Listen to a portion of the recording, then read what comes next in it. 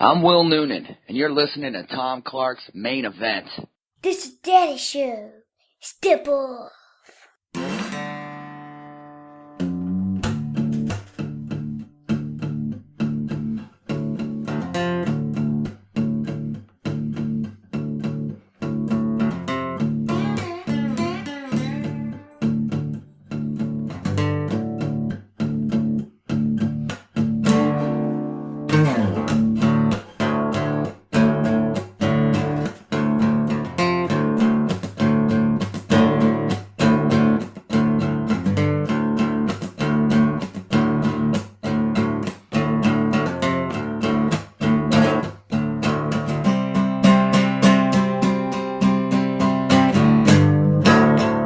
Hey, what is up? Welcome to the program. Thank you for tuning in. Ladies and gentlemen, my name is Tom Clark, and you are listening to Tom Clark's Main Event. This is episode number 10 of the podcast. That's right, folks. It's time for celebration. Dance in the streets. Throw your hands up. Wave them around as if there are no repercussions. Tom has reached 10 episodes of the podcast. Can I just tell you this? That several months ago when I started this whole thing and invested the time and money into making this whole podcast thing happen, I thought that by this time I would be knee deep in a very successful podcast. Several dozen episodes in or whatever. That didn't quite work out. What can I tell you, man? I'm a busy guy, and on top of that, I procrastinate quite a bit. But you know what? That's cool. We're going to press on anyway. Before we get started here, I will extend, of course, the customary laurel and a hearty handshake. Thank you for tuning in. Thank you for following my work. Thank you for supporting me. If this is your first time listening to the podcast, well, welcome aboard. Hope you have some fun. This topic's going to be a good one because this time, the main event is the best in the world, CM Punk. I tried to make that P pop in your ear. Did you like that? That's my Paul Heyman. Okay, so the voice of the voiceless has found his voice again. That's right, folks. Just 10 months after walking out of WWE, saying that he's done, CM Punk decides to cut a promo, the likes of which you've never heard in your life, all right, on his best friend Colt Cabana's podcast, The Art of Wrestling, which you should check out and download, by the way. Top-notch stuff. This happened Thanksgiving week 2014, and it is all the buzz among fans. It has turned pro wrestling upside down. Punk's pretty good at that. If you just tuned in to WWE and you don't know who the guy is, he's the guy that drops the pipe bombs. Coincidentally, he hates that word now because it's been so overused. Because now every promo is a pipe bomb, and he really can't stand it all that much.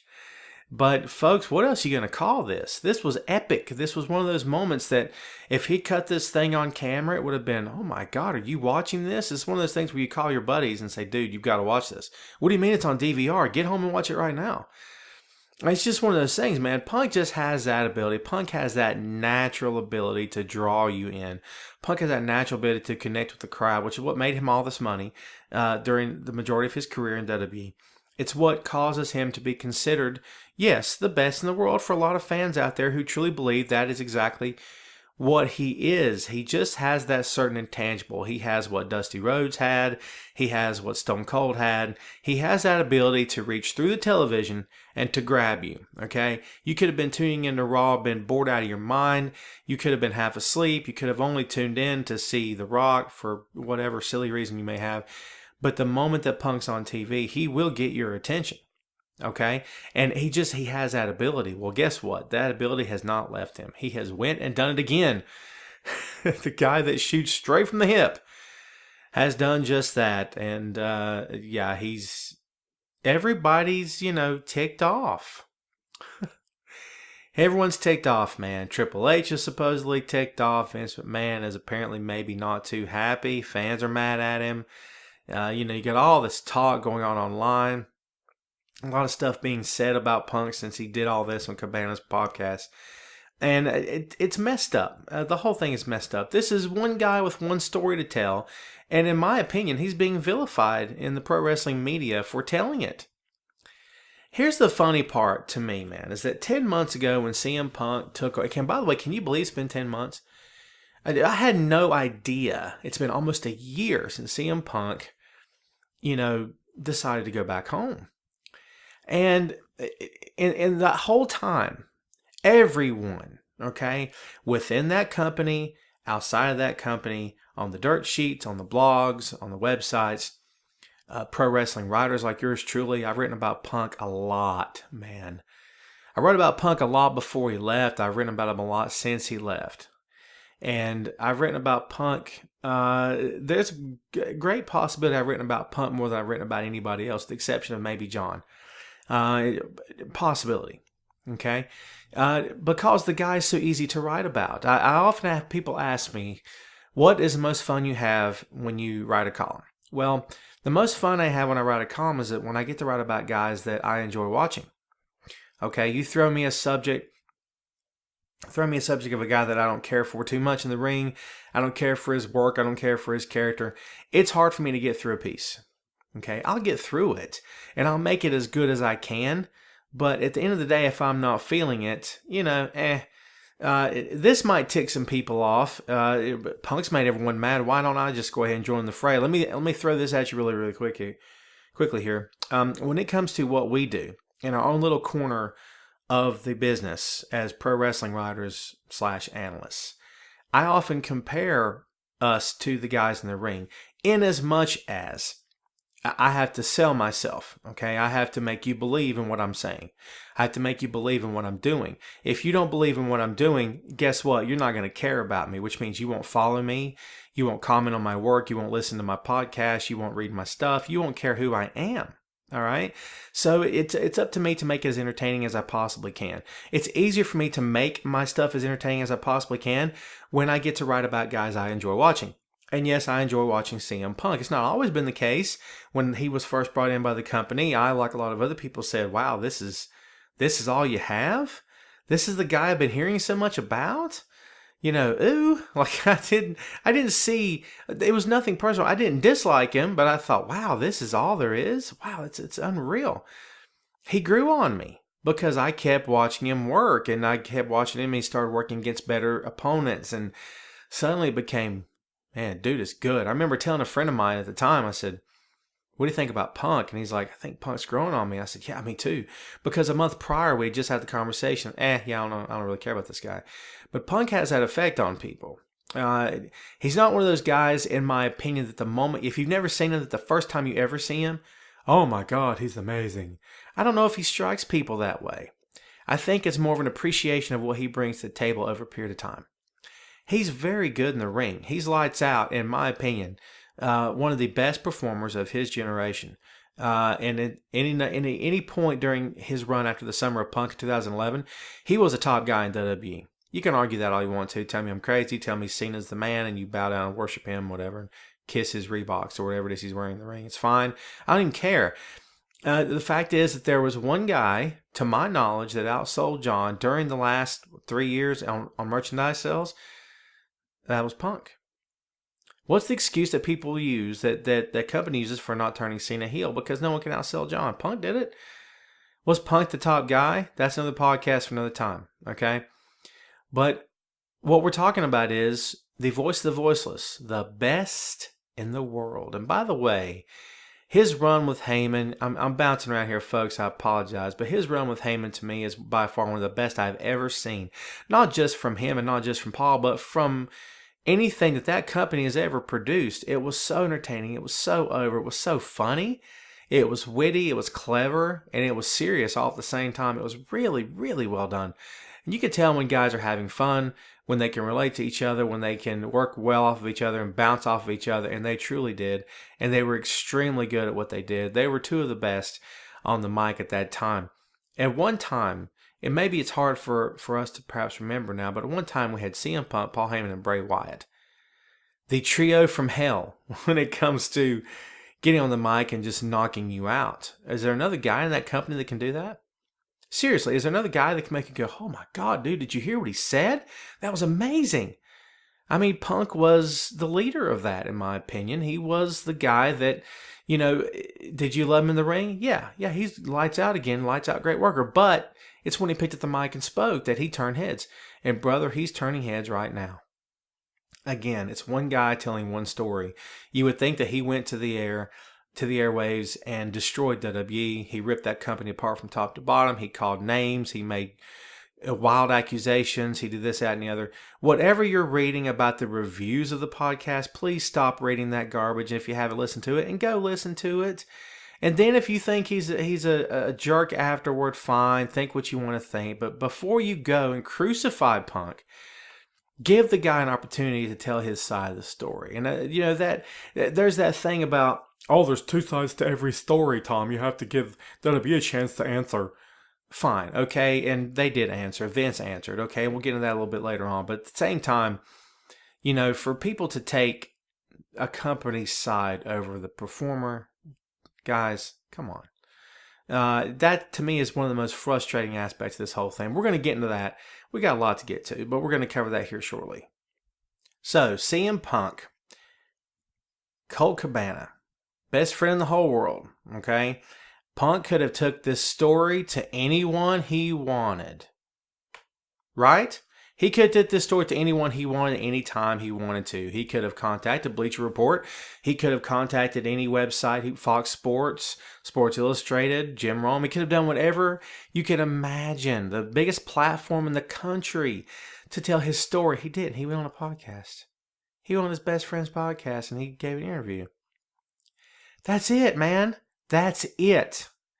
He had a story to tell and he told it. He kept quiet for 10 months, said a whole lot of nothing, except for a few sound bites here and there. And then now he's turned the world upside down. And fans are turning on him for it. Why? Why? I mean, they're not just turning on him, they're turning on by the truckload. Are you one of them? If so, why? Why are you doing that? Now, as I said before, I enjoy Punk's work. I always have, always will. And I've been told that, Tom, you're just drinking the Kool-Aid. Fine, I drink the Kool-Aid, whatever. But let me just tell you before we go any further here, I know the deal. Okay? CM Punk is a pro wrestler at heart. He may not have competed in a ring for almost a year now. Doesn't change the fact he's still a pro wrestler, and pro wrestlers work you. That's what they do. They're paid to work you. They work you all the time. Okay, when a heel like, let's say, Barrett, comes down to the ring and dares you to hit him, he's working you. When a babyface like John Cena reaches out to shake your hand, he's working you. When Cena holds up his cute little rally towel on stage, never give up, never surrender, always keep fighting, whatever the thing says, he's working you. Everything a talent does is a work. Everything is done in an effort to get over, to sell merchandise, and most importantly, to sell yourself. So is Punk trying to sell himself right now? Yes, of course he is. Aren't we all? But to what length is he attempting to sell himself? That is a question. Because the fact is that despite how much Punk's character may be coming into play, he's basically got nothing to gain by lying. Let me repeat that in case you weren't listening. In case you looked away from that gorgeous face with the headphones on your phone and on your tablet right now. Big hairy monster with the big smiling Tom Clark's Main Event logo. I'm going to say it again. All right? He's got nothing to gain by lying. He's not trying to get back in the company. He's not trying to go to TNA because, number one, he's not stupid. Number two, he doesn't need them. He's not trying to translate this to UFC. He's not trying to become the next big action star. CM Punk thought maybe that the time was right to break his silence. So he did. He did. And people are insanely upset about that. But again, what's he got to gain by lying? I mean, what? You got something for me? I'd love to know what your answer is. What does Punk have to gain by lying to the world right now? I mean, there's no money in it for him. There's not a position he's trying to gain. There's nothing he's trying to do, to my knowledge. Is he working for Marvel Comics now? Yeah. Will he sell a few more comics? Maybe. But if you like CM Punk, you're going to buy the books anyway. What's the difference?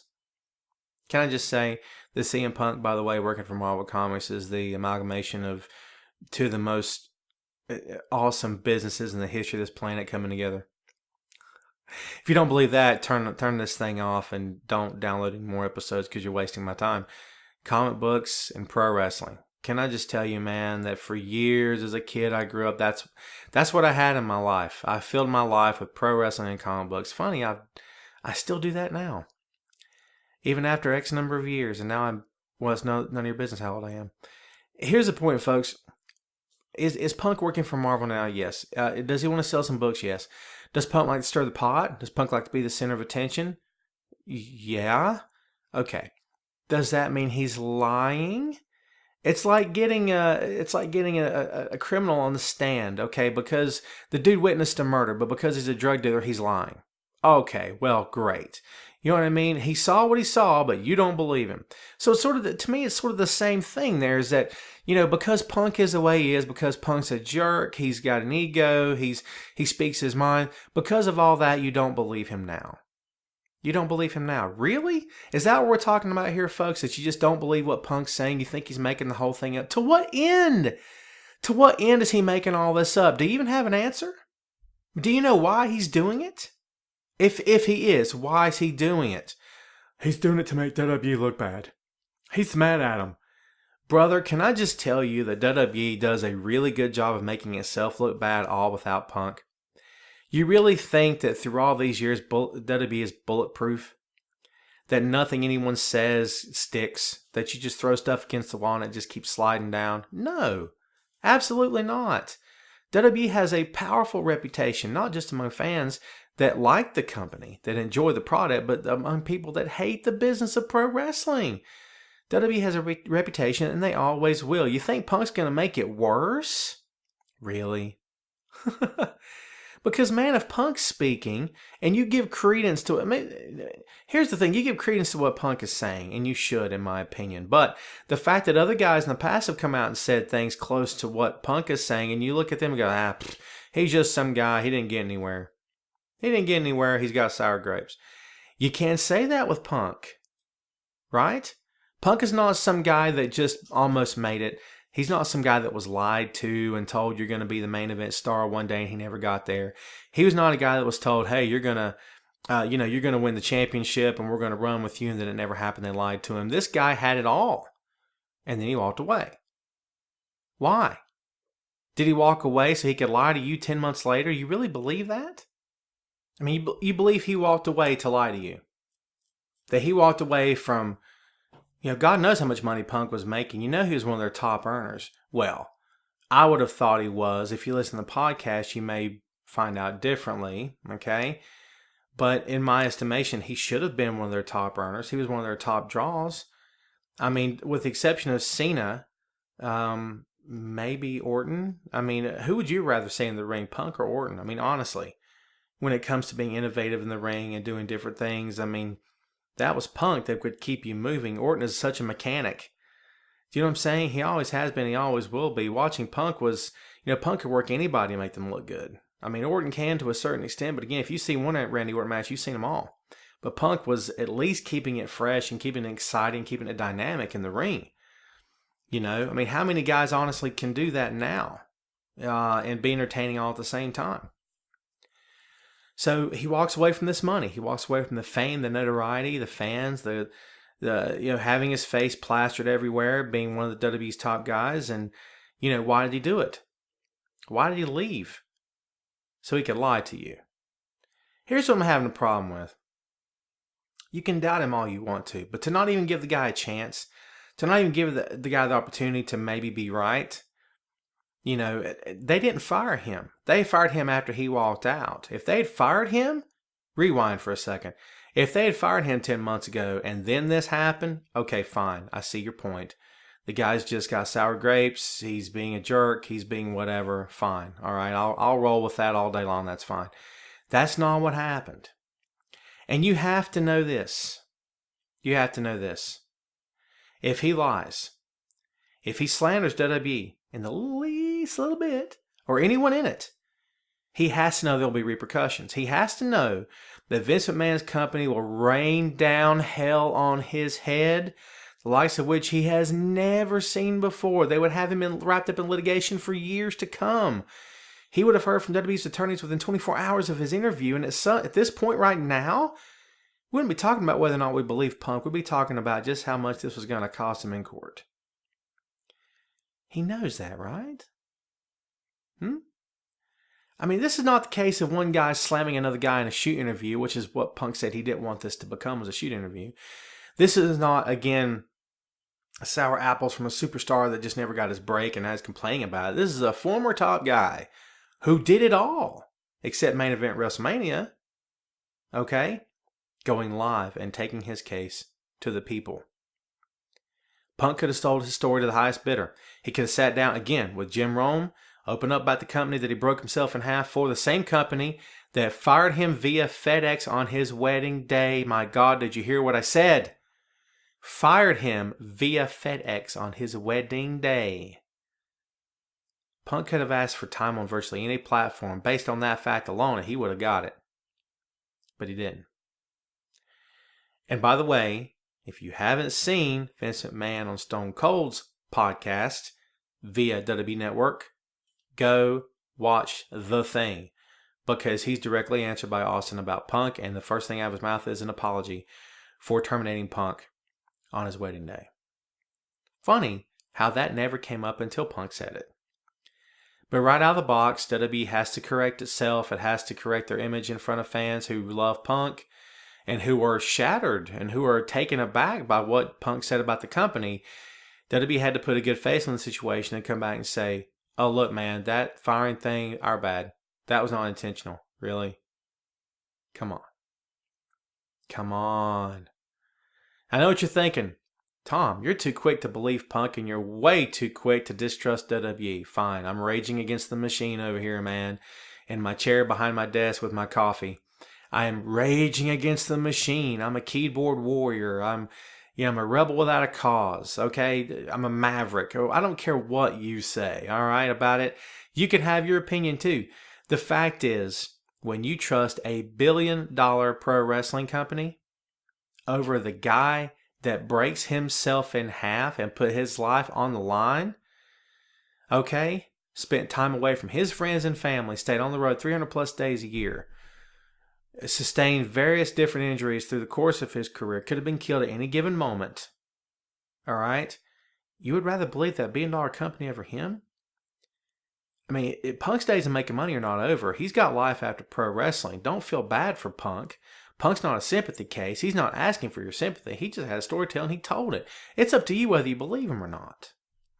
What bothers me is the number of people who jump to WWE's defense and say Punk just ticked off because he left you. Rock left you too. You cheer him every time he comes back. Okay? Don't feed me that nonsense. Punk left because it was time to go for him. Was it time for him to go for the company? No. Did they want him to go? No. He left. He had to leave for the sake of his sanity. What would people rather happen? Would fans rather see a guy stay and get completely burned out to the point that he's suicidal? That he turns against friends and family and turns against the fans and hates the world and hates himself and then stays way too long and makes everybody in the world just cranky and upset every time they tune into WWE programming? Punk didn't want that. Punk wants to be happy, and that's the key, is that when he left, he went home, he got married, he got happy. He's got no reason to come back now. And, in my opinion, he's got no reason to lie. Again, it's an insane proposition for me to sit here with a straight face and actually read some of the comments that are being said about Punk. The name calling that's going on. Now, I'm not saying everyone is. Punk has his supporters. There's guys like me out there writing positive things about him. But a lot of what I'm writing right now is just, listen, make your own judgment call, okay? Understanding that you're not inside WWE, neither am I. Understanding that you're not employed by Vince McMahon, and neither am I. Understanding that all you have to go on is the man's word, and then how the company reacts to that man's word. That's really all you have. That's all any of us will ever have when it comes to WWE, because they play everything so close to the cuff, and they should. They're a pro wrestling company. I'm not upset about that. What I'm upset about is the fans' willingness, a lot of fans' willingness to just completely disregard everything Punk ever did in the ring. Was Punk the most loved superstar of all time? No. Is he a really, really friendly guy by all accounts? No. Okay, Punk is Punk, and if you don't like him, he doesn't really care much about you either. But Punk's thing is all about respect. He feels he was disrespected. He feels he was mistreated in the end, lied to, strung along to keep himself as a workhorse in the ring. Now, WWE operates, the only way WWE makes money is on the backs of their superstars. Yes, WWE would not be a company if not for the sweat equity of the guys in the ring. Yes, no money would be made. Correct? Punk is part of that. But you dismiss him. Let me ask you this. If this were Daniel Bryan, would you be so quick to dismiss him? But you can't say that, Tom. Daniel's a nice guy. He's a super dude. He's awesome. He's got the beard. Don't. Just stop. Bring that noise to someone else, because I'm not buying it. Serve me up a big fat plate of it and I'll shove it in the can, dude. I'm not having that. Just because Punk is the way he is, the personality that he has, it does not necessarily mean he's got anything to gain by lying to your face. He's no longer in the company. Oh, well, he's got to leave a black mark on the way out. He's got to put a black eye on WWE and make them look like crap. Again, have you seen WWE before, man? Are you familiar with the company at all? They do a pretty good job of making themselves look silly and stupid. They really do. Okay? Punk's not the first former talent to complain about WWE. He will not be the last. And that's the reality of the business. Again, he's not working for the company anymore. Okay? He's not trying to sell t-shirts. He's not trying to sell DVDs. He's not trying to sell a new movie. He doesn't care if you hate him or not. He doesn't even care if you buy the WWE Network, which is only $9.99 a month. Oh, yeah. And again, he's not trying to get back in WWE. He could have come back anytime he wanted to. He didn't have to leave. It was up to him. His decision, right? With the exception of occasional sound bites, he basically kept his mouth shut for nearly a year after he walked out. He could have taken to Twitter the second after he hit the door, like some guys do, and burned WWE down to the ground if he had wanted to. But he went home.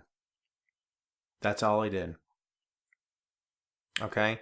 And then ended up talking to his best friend on a podcast about what happened in his last job. Is that too naive? Too simplistic? Maybe. I'll take that. But no matter how you look at it, it's hard to fully believe WWE is not at least partially to blame for what happened with Punk. This is a pro wrestling promotion, and pro wrestling promotions work their talent. They work them all the time. I mean, guys are overworked. We know that, right? They were overworked. You think they're overworked now? Try Flair. Overworked to the max. He loved every minute of it. And that's the way the business was, but that's the way it is now in a lot of regards too.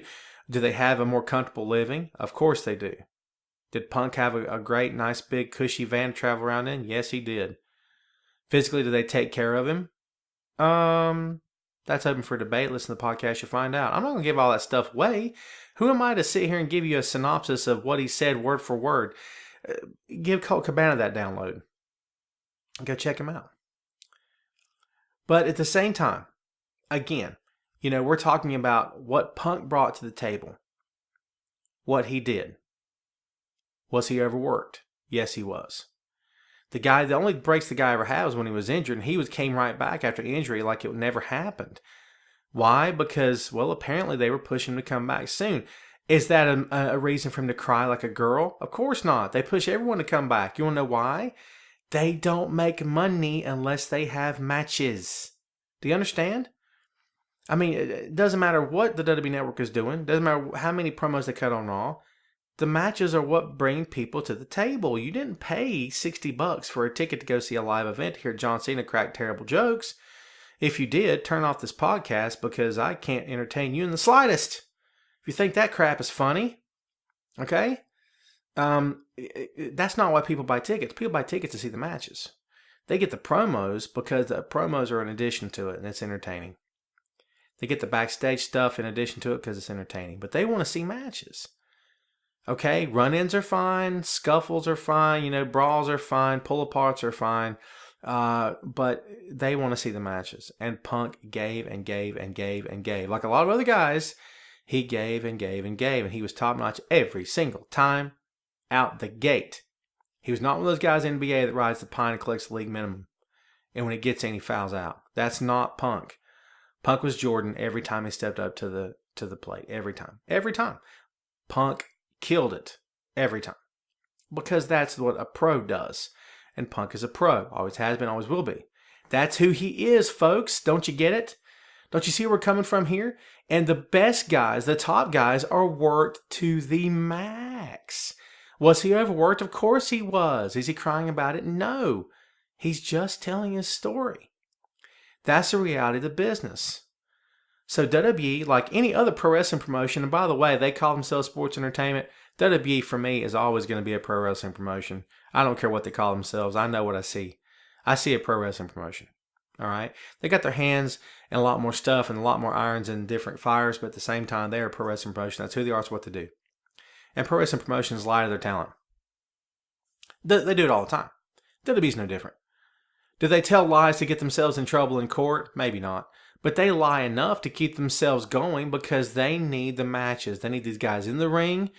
Whether they just came back from surgery or whether they're going to go out next week or next month, it doesn't make a difference. They need 140% from you, 150%, 200%, as much as they can possibly get every single time you step in the ring. Why? Because without them, without the guys, the boys and girls in the ring, they don't make money. See? It's all about the almighty dollar. Nothing wrong with that. If you have a problem with that, quit watching wrestling. You don't know what you're doing. But guess what? Jim Crockett wanted to make money. I love the fact that pro wrestling has a lot of history, making pride and respect and tradition behind it. That you can go back and watch Dusty and Magnum and Rick and the Rock and Roll Express and Midnight Express and Nikita. It's great stuff. And you can watch the last true American art form. I love the one true American art form, in my opinion, the history of this country. Big statement. I don't care. Talk about Broadway and baseball all you want to. For me, it's professional wrestling. And I believe that down to my core. But I also know the truth is that these guys, these girls, and these companies are in the business to generate profit. Like any other company, they want to make money. Boil it down to its bare essentials. Okay? That's why they push the talent as hard as they push them with very good reason. If no one understands that, then they just don't get it at all. Okay? You have to understand what you're talking about. This is not a pro sports team in a city trying to win a championship for the governor, for the mayor, for their fans. This is a companies. These are companies. This is WWE in particular, who's trying to stay alive tomorrow. That's what they're doing, like any other company. Who do you work for? Who do you work for? Do you break yourself in half for that company? You give them the best that you have every day? Are they successful in part because of your efforts? Then they're using you. They pay you a wage to use you, but they are successful in part because of what you bring to the table. You help fuel them. Without you, without your workforce, without your peers, your coworkers, your company doesn't exist. It's the same thing. People say, well, without customers. Well, it's true. If the customers go away, then you're screwed. Okay? Look at WCW. The audience went away. They didn't care anymore. They had the talent. The talent was misused. Okay? Punk gave everything he had while working for WWE. He left nothing on the table. Nothing. He gave it all. Was he overworked? Yes, he was, because that's what promotions do. Promotions lie to their talent all the time. All the time to get what they want. That's reality. Punk's not the first guy to be lied to. He won't be the last. I mean, that's it. True story. You know that, and I know that. It's the truth, man. Is this a surprise to you? If you've been a fan for any amount of time, you know the answer. No, it's not a surprise. Just because WWE is a publicly traded company or refers to itself as sports entertainment does not change the fact that, again, they are a pro wrestling promotion. Promotions will do whatever it takes to put on the most profitable show possible. Okay? So, at the end of the day, is Punk lying? Is Punk embellishing the truth? I had a conversation on Twitter the other day with someone who was very quick to question Punk. Was very quick to question whether or not Punk does have a hidden agenda for saying what he said, for giving this interview to begin with, for doing this whole podcast. Had a lot of questions, okay, and was kind of amazed that I was taking his side. I'll be honest with you, I will take the side of the talent every time. Unless the guy is obviously in the wrong, Unless the guy did something illegal, unless the guy, you see what I'm saying? Be serious here, folks. Don't try to pin me down this. Well, I know what you said. Here's what you said. It's not what you said. No. Calm yourself down. No need to get worked up, man. We're all friends here. We're all family. Let's all hug each other. That's gross. I don't know. You get away from me. The fact is, I will side with the talent almost every time. Because that dude is the one that just got in the ring and put his life on the line to entertain me. Not the guys sitting in the boardroom in the stuffed shirts who've never been in a wrestling ring before. Those guys I could care less about. The creative writers of WWE. You know what? Sawed off. I have nothing to say to you. Seriously, nothing. Because you don't know what I want. You put crap. You want to know how I know? The anonymous GM is back. Man, did Punk leave at the right time. Look what we get instead of CM Punk. We get the anonymous GM. We got the Authority remaining in power. With the same tired old 20-minute promo every week. Stephanie McMahon shrinking at the top of her lungs. Yes! Terrible. Now they're gone, thanks to Sting. We've got light at the end of the tunnel. Maybe it's going to be okay. Maybe not. Who knows? Got Vince McMahon going on Austin's podcast on WWE Network, apologizing to Punk, saying that he hopes that one day they can put it back together. Punk's on the opposite end saying, dude, I want nothing more to do with you or your company. Triple H, has he done a lot for WWE? Absolutely. Did he get Bruno in the Hall of Fame? You better believe it. Is Sting on board thanks in part to what Triple H did? Of course he is. Is the success of NXT thanks to in part to Triple H? Absolutely. Is Triple H a jerk behind the scenes, impossible to work with, and a gigantic ego and self-serving? Well, that's what a lot of people are saying. Do I believe it? I don't know what I believe about Triple H at this point. I know that CM Punk is very convincing. Okay? Is he trying to sell himself? Of course he is. Again, we all are. No matter what line of work you're in, you're always trying to sell yourself. As pro wrestling writers, as analysts, we try to sell our own brand. I am a brand. Okay? And the first time I ever had that said to me was about 2.5 years into doing this. I had editors say, look, you got to start building your brand. You got to get your name out there. People need to buy you. That's what it's all about. They need to buy your name. They need to buy your face. They need to believe in what you're saying, or they're not going to care to read anything you write. They need to believe in you. Okay? So yes, Punk is selling himself. Of course he is. But to what end? Again, if you have not listened to the Art of Wrestling podcast with CM Punk, and I'm getting no money from Colt on this, trust me, folks. I went into Hawk to pay for all this to begin with. So, hey, man, I'm a pro wrestling writer. I'm starving over here. Help a brother out. Seriously, man. It's Christmas season. 'Tis the season, man. I got a red bucket and everything. All I need is the bell. Maybe get a wrestling bell. That'd be a great idea. So, at the end of the day, final analysis. What do you got on CM Punk? The best in the world. The voice of the voiceless. The man that revolutionized WWE. That brought fans to the table. That brought the outside world to the table. That gave WWE more attention than they have during the course of a year. Unless we're talking about WrestleMania season. He brought eyes to the product. He brought the sports world into the product. Can I say as a side note how cool it would be to see WWE matches and storylines be featured on SportsCenter? Wouldn't it be great? I mean, just think about the respect that fans show pro wrestling in Japan. Can you imagine watching a sports highlight show and they stick WWE in the middle of it? How cool would that be? Never going to happen. A lot of that's because of WWE. A lot of it's because the outside world believes what they believe about pro wrestling, and that's fine. I'm over it. But just imagine sitting there watching Punk win the championship, cut the promo, do all that stuff. That's what Punk brought to the table. Punk brought an edge of realism. He brought that connection that not every guy can manage to make with fans, but what every guy wants to have with fans. That's what he brought to the table. He brought to the table that willingness that fans have to suspend their disbelief of what they're watching and be absorbed into the product. That's what he brought. He was extremely good at it. CM Punk, one of the best of all time. Big statement, right? Don't really care. It's the truth. The guy, in my opinion, since to the year 2011, there wasn't a guy working harder in that company to get over and to entertain and to succeed than CM Punk was. Okay? His match with The Undertaker. WrestleMania. Was it the main event? You better believe it. Did he go on last? No, he didn't.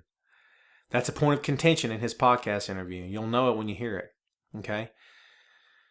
But that's just one little snippet of what went on with Punk in his career in WWE. A lot of the things that he was upset about was because of the fact that he gave and gave and gave and gave and was consistently the best guy on the card and was not given what he thought he deserved at the end of the day. Was not given what he thought he should have had was the nod at the top of the ladder. People hate John Cena. I don't hate John Cena. I never have hated John Cena. I don't. The guy's found a way to make money. He makes a lot of money. I respect that. I respect the fact that he is at the top of his game in terms of making money. Okay? But I also know that John's best matches come against the best talent. Not against guys that John can elevate, but against guys that can elevate him. Punk was one of those guys. John, in my opinion, had not looked as good with anyone except for Shawn Michaels on Monday Night Raw than he did with CM Punk in 2011 in Chicago. CM Punk sitting on the barricade blowing the kiss to Vince. What an epic time. People talk about Daniel Bryan. I got a lot of respect for Daniel Bryan. People talk about Dean Ambrose. A lot of respect for Dean Ambrose. People talk about the return of Stone Cold at some point. Much respect to Stone Cold. No one, in my opinion, measures up to that summer of Punk in 2011 when Punk blurred the lines between fiction and reality and made fans who maybe had let go and maybe were disgusted with the product, he made them believe again. He made them believe that it was possible that WWE could be not only entertaining, but respectable with a good solid core, good solid product right now. No one, in my opinion, can measure up to that. No one could do it the way Punk did. And look what he's left behind. Daniel Bryan. Would Daniel Bryan have gotten the nod at WrestleMania? WrestleMania 30, if not for Punk. I submit that he probably would not have. Would Dean Ambrose be given a shot right now? I don't think he would have. Punk came along and said, you know how you're big and blonde and muscle cut and chiseled and you shave your chest? That's cute. I'm tattooed up. I'll do this my way. I don't need to do what you do. He made it work. He was entertaining. He was top notch. He was one of the best they had. He broke the mold. He shattered it into a million pieces. The Wyatt family shows up. Bearded, big, sweaty. You know, the Shield show up, marching the beat of their own drum. Rollins does look like a WWE performer. Ambrose is crazy. He's not very big. Daniel Bryan, no business being WWE World Heavyweight Champion. He should have been. But for that company, the way they first looked at him to begin with, they had no business being champion. But he got it because he deserved it. And because Punk helped open the door for him to succeed. That's the legacy that Punk leaves behind, folks. Where's this whole thing going to go? Where's it going to go? Do you see CM Punk working for WWE in the future? I don't think so. I never say never. Never say never. I said that Eric Bischoff would never be on Monday Night Raw. I said Bruno Sammartino would never be in the Hall of Fame. I said a lot of things. I was wrong. I said Sting's never going to come to WWE. It's just never going to be happening. The time's never going to be right. I was wrong. I was wrong. Will CM Punk come back? I have no idea. I can tell you I don't think so. Guess what? I could be wrong. And here's something else. I kind of hope I am. But at the same time, think about this on the way out the door here, folks. For CM Punk to come back, WWE makes more money off of him. Again. Are you okay with that? Are you okay with WWE making money off this guy again? Considering what he says that happened, that went on in his career in the last 3 years, things that he had to listen and go through and endure. Are you okay with that? Are you okay with him getting richer off of him? Or are you okay with CM Punk staying home being happy with his wife? I think I'm kind of okay with him being happy. Would I love to see him in the ring again? Absolutely. My kid keeps talking about CM Punk, actually. My 6-year-old loves Punk. He does. He loves John too, but he loves Punk. Because again, Punk taps into something very primal inside of fans. Something that the top guy, the top baby face, the top pretty boy just can't tap into. Punk gets that other end of the spectrum, and he's very good at it. Very successful at it. He made a whole career of it. One of the best of all time. The best in the world? It's open for debate. Say what you will.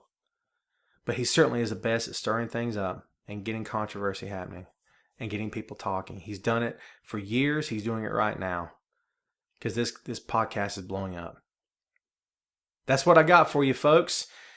Usually we run about an hour, maybe a little bit over. This time we're hovering around the 45-minute mark, sort of an abbreviated edition of the podcast. But folks, this has been episode 10, CM Punk.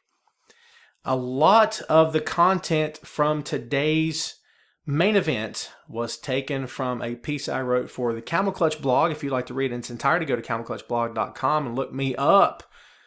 Tom Clark, of course, on Camel Clutch blog for this piece on CM Punk, and a heck of a lot more. You're missing out, man. You're missing out. Listen, folks, I got to thank you again for checking me out here, for listening. Thank you for joining us today. Again, Camel Clutch blog, whatculture.com, as well as Bleacher Report. And I've got something in the works with another a fine institution, a publication called Alt Wrestling Mag, and who's based out of the UK. And I've written a piece for them about the Icon Sting, which, by the way, is going to be an upcoming podcast episode. So as soon as that thing hits the air, we'll plug it and do our due diligence and get our name out there and keep trying to sell the brand, baby. It's what we're all about here. So hit me up at Twitter on Tom Clark, at Tom Clark BR on Twitter. Hit me up on Yahoo, yahoo.com, at Tom Clark BR, yahoo.com. Email me questions, comments, words of wisdom, criticisms you may have, and I will send you gigantic middle finger and hate mail. I won't do that. I'm not like that. I'm a nice guy. I'm a credit to my society. I really am. So thanks again, folks, for joining me. It's been a blast. Hope you had some fun. We're going to do this again real soon. I promise you episode 11 is not going to be a month away. Hang in there. Be patient. I'll try my best not to procrastinate this time, all right? Thanks again, folks. This has been Tom Clark's Main Event.